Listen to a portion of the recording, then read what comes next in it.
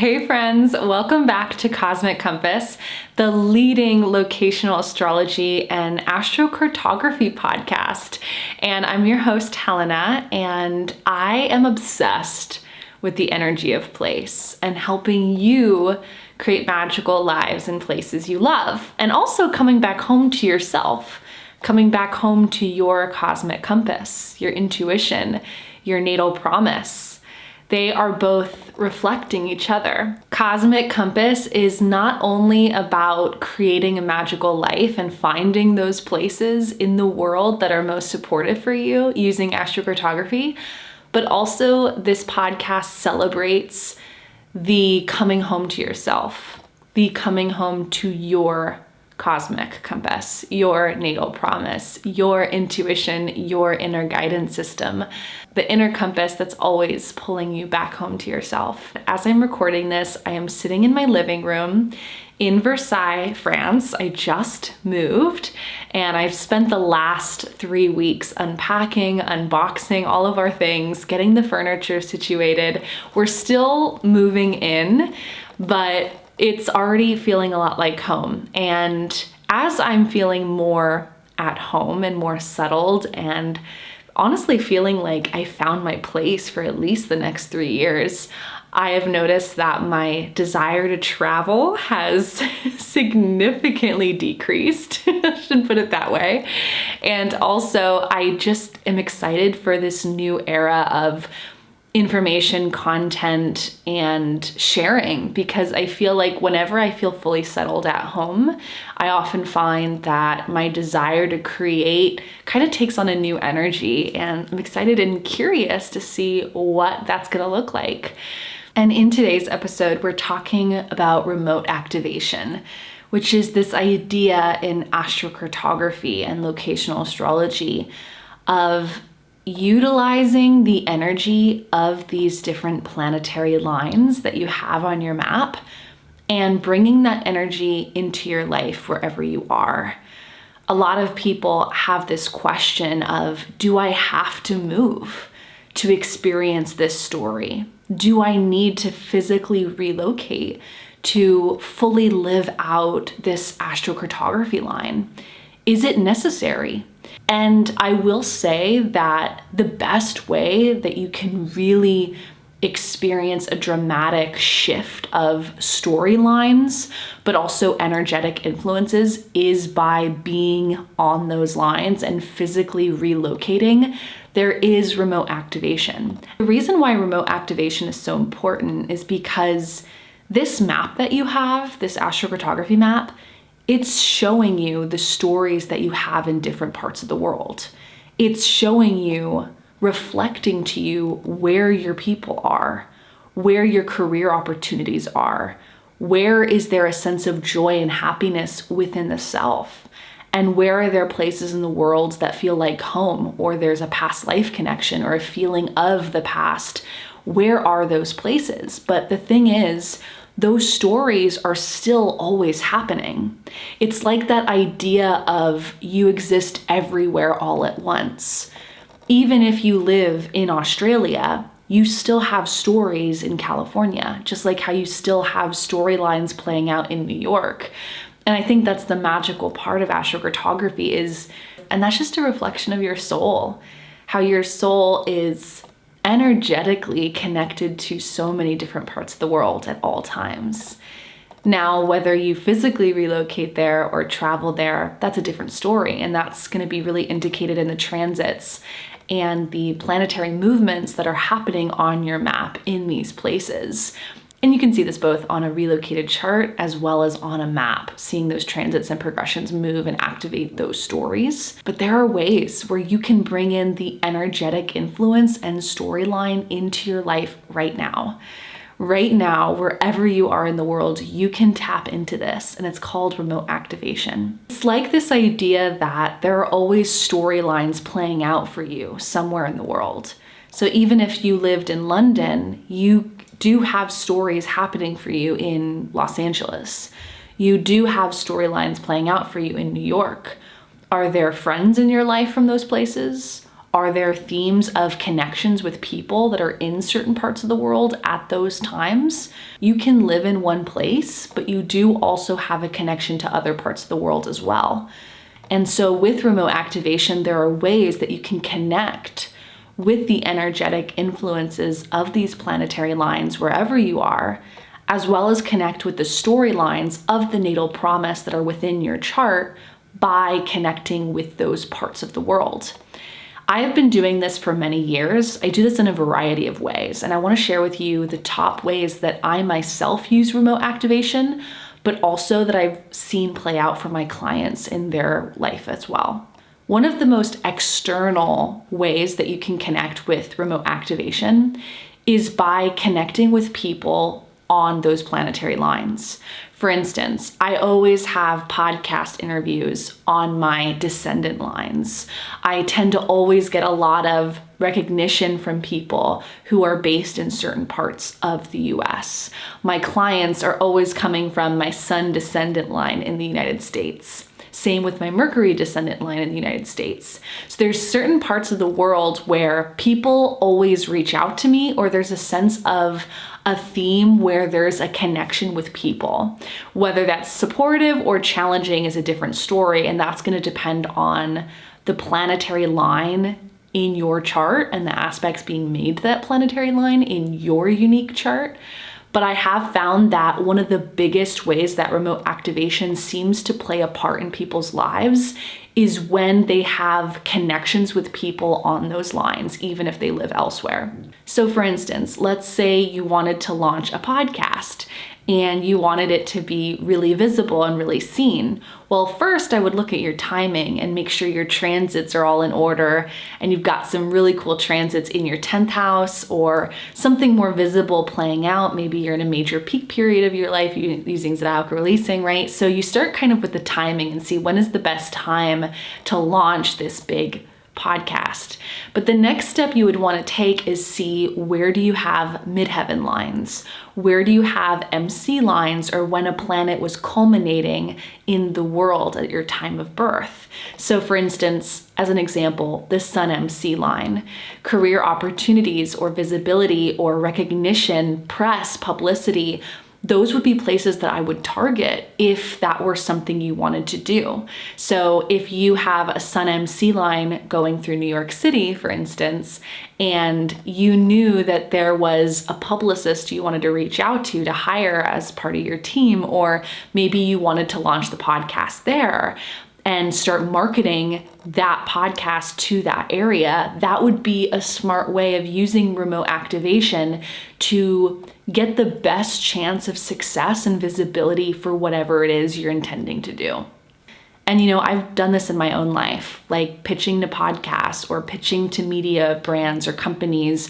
I will look at my astrocartography map and see where's the greatest chance of success. Like for example, my Jupiter moon crossing out on the west coast of the US, my moon MC crossing my Jupiter ascendant. That's always an area where I tend to get opportunities that come up in relation to publicity or some sort of recognition. My clients, on the other hand, I've noticed my clients often come from the Midwest and the East Coast, where I have my descendant lines, which is all about my connections with other people. I just find that so interesting that the parallel, it could even be in the way you follow creators. Where is that influencer based? Where is that teacher, that course creator that you follow, where are they based? Do you have any lines where that person is based? Because there's a story linking that location with where you are now.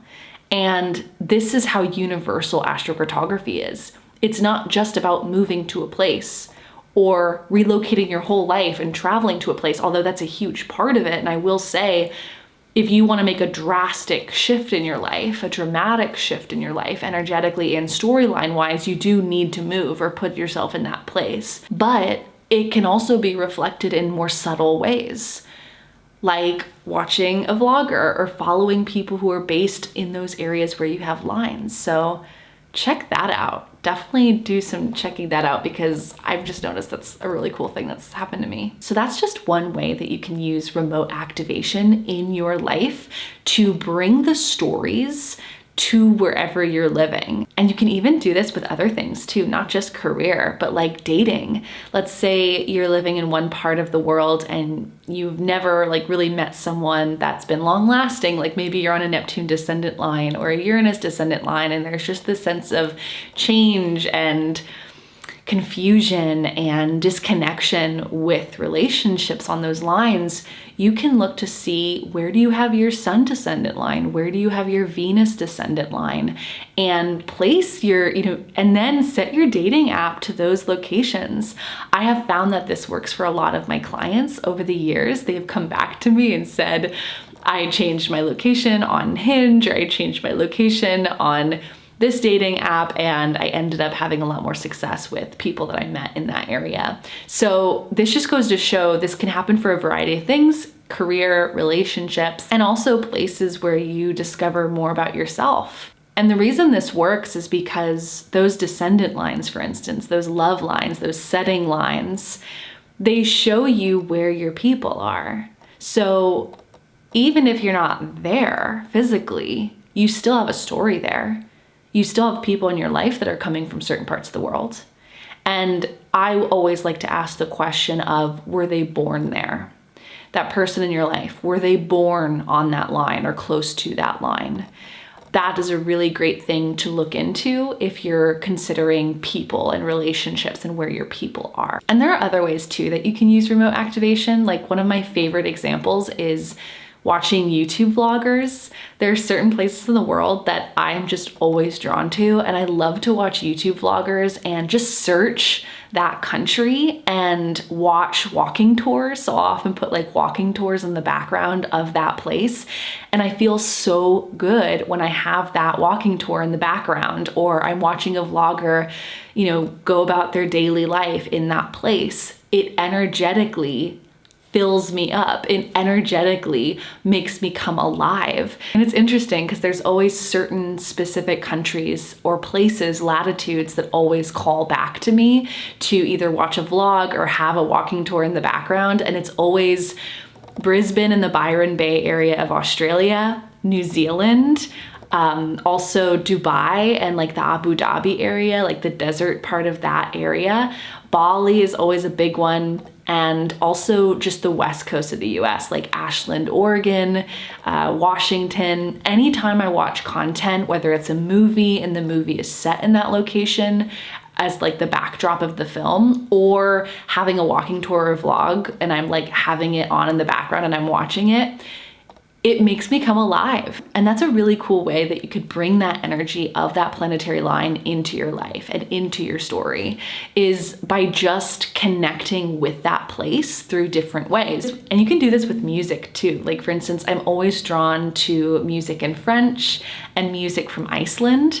And those places are really special places for me in the world. I have like my Venus and my Sun line and my Pluto line in Iceland, and I have my Venus line going through France. And I love to listen to music on Spotify with those languages and those places and those sounds from that country and that culture.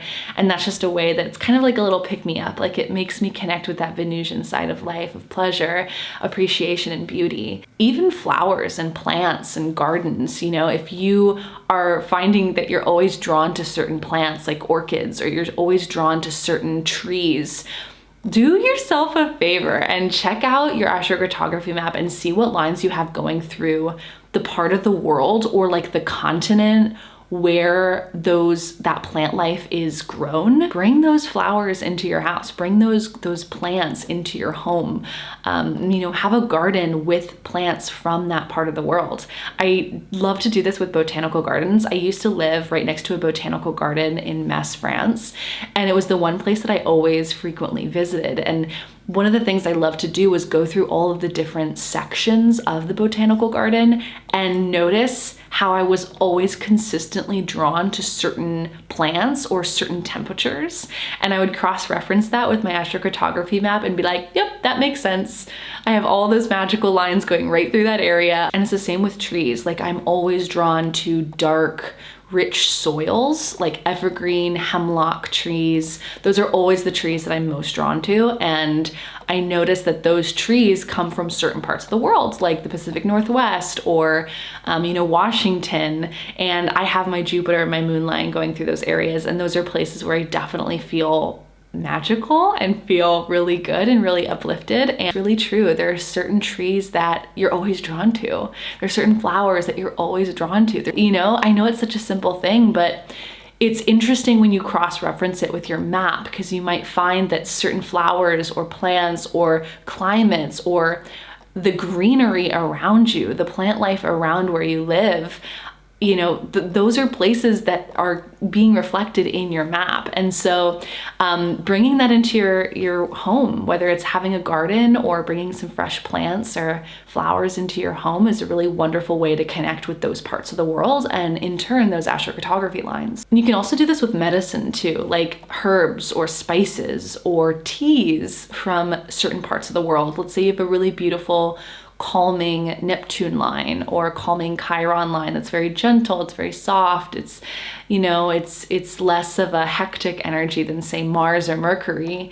Having like a soft energy, an energetic line going through an area, you can connect with those places by importing or bringing in goods from those areas. Let's say, for instance, you have a favorite chocolate and it's from Costa Rica, check to see, do you have a Venus line in Costa Rica? It's just an interesting way to kind of cross-reference and see these stories. I also do this with video games. I find that I'm always drawn to certain video games where the character is set in certain parts of the world. So for instance, I'm always playing the Siberia games. I love the Siberia video games, and it's always set in Austria or Germany or France. And it's interesting because I've also noticed while playing that game, there are certain lands that I'm less drawn to. There's certain settings that I stop playing at because I don't like the environment that the game is set in. And it's always like places where I have harder lines going through. So it's just an interesting correlation. It's an interesting observation when you're doing this remote activation work. And lastly, one of the best ways you can bring this energy into your life is through your artwork. Your paintings on your walls, having a collage in your notebook. I love making collages. I had this beautiful scrapbook that I made 2 years ago, and I basically cut out all of these pictures from travel magazines like Travel and Leisure, and I noticed that I had so many pictures of New Zealand and Australia, and New Zealand and Australia has been a place that's called to me for so many years, and I just haven't gone yet because it's so far. It's such a far flight, and it always stops me from going, I feel. But I also believe that life is divinely timed, and you're gonna go when you're meant to go, and you literally can't miss out on where you're meant to be at all at any time. I really believe that the soul's gonna go where it's supposed to go. It's interesting when I think back to that collage that I made in that scrapbook, how all of the pictures were from similar areas or certain climates or certain trees were always in the photos. And there might be places in the world that you're really drawn to where you don't have any astrocartography lines going through the area, but you have some latitude crossings or some parens. Like for instance, I know that anytime I'm in a season of life where I'm feeling more creative and imaginative, less action-oriented, but kind of more in a sleepy season of my life, whether it's a more restful time of healing or going inward or spiritual reflection, I notice that I always am called back to Kauai. I've never been to Hawaii, but I did notice that I don't have any astrocartography lines there, but I do have a Sun Chiron paren going right through Kauai. And that's always been the island that's called to me, is where that paren is going through. Cross-reference the places that your heart is being called to with the parens and also the timing. Like you might have a node going through that area when you feel the pull or the desire to go there. Or you might have a really cool transit of the North Node on your ascendant crossing your Jupiter line exactly in that moment when you're feeling the pull or the intuitive call to go to a certain part of the world. And this really comes back to this idea of you are where you're meant to be at this time. And you can always change that at any time with your free will if you desire to. And also, your intuition is guiding you to where you're meant to be, to where you're gonna go. And if you feel a call, if you feel that ping, if you feel that excitement, that fluttering in your heart of, yes, I'm so excited to go there, that excitement, that pull, that calling from your cosmic compass, check your map. Check your map. Isn't it fascinating that we have this tool that we can use at any time to cross-reference it? I think it's so cool that we have this. Thank you, Jim Lewis, for creating these maps, because it's just amazing. I feel like I don't talk about my client stories enough on the podcast, on YouTube, in my content, because to be honest, I'm often overwhelmed by it.